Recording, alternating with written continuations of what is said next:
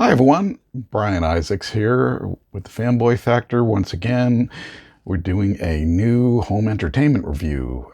This time we're taking a look at Watchmen Chapter 2. So this one closes out the entire Watchmen story. We had Chapter 1 before, which was incredible, and the big question is, does 2 live up to the hype?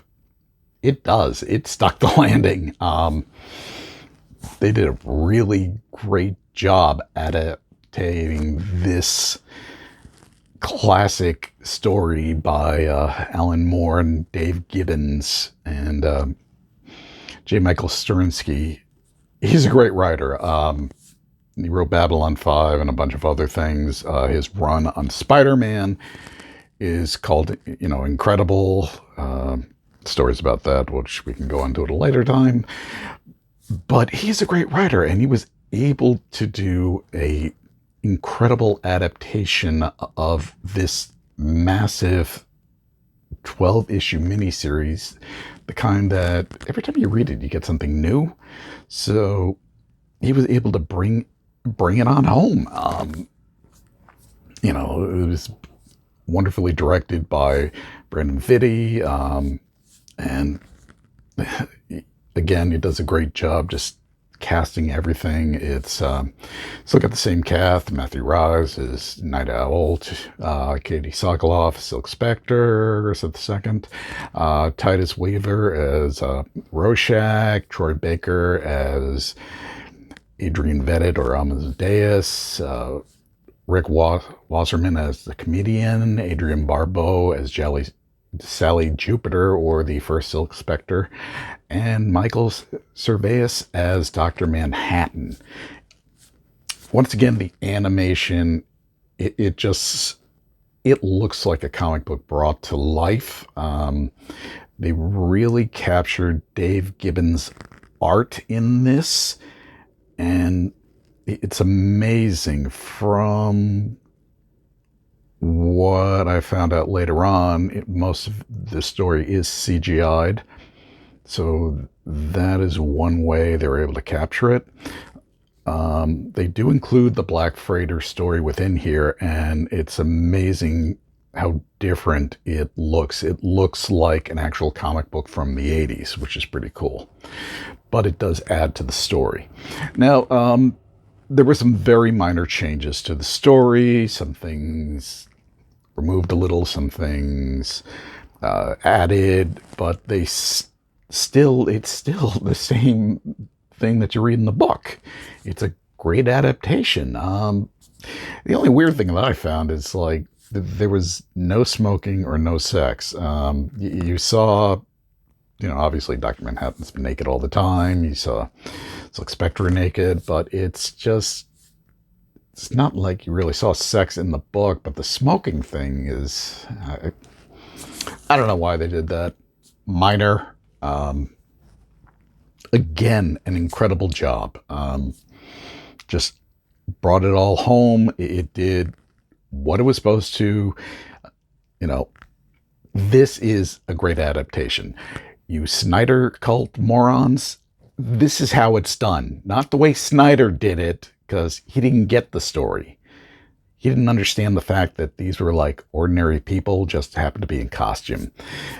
The action sequences are to a minimalist, just like the comic book is. Not this high style, lit weirdly, whatever the Snyder was doing, where Rorschach can take several blows to the head and off a stone pillar and still be fine. Yeah, okay, that's believable. Snyder missed a point. If you think this is a good adaptation, you have no clue what you're talking about. Go see the animated series. They had both movies back to back. Incredible.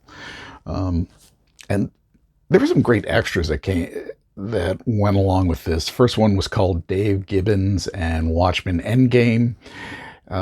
He's Dave and some other people are talking about, working with Alan Moore, creating Watchmen, and the impact it has on the comic world and stories in general, and also why the Black Freighter was in the book to begin with, which was an interesting thing, and how they brought closure to the miniseries, the comic and the movie, and they very some interesting stuff.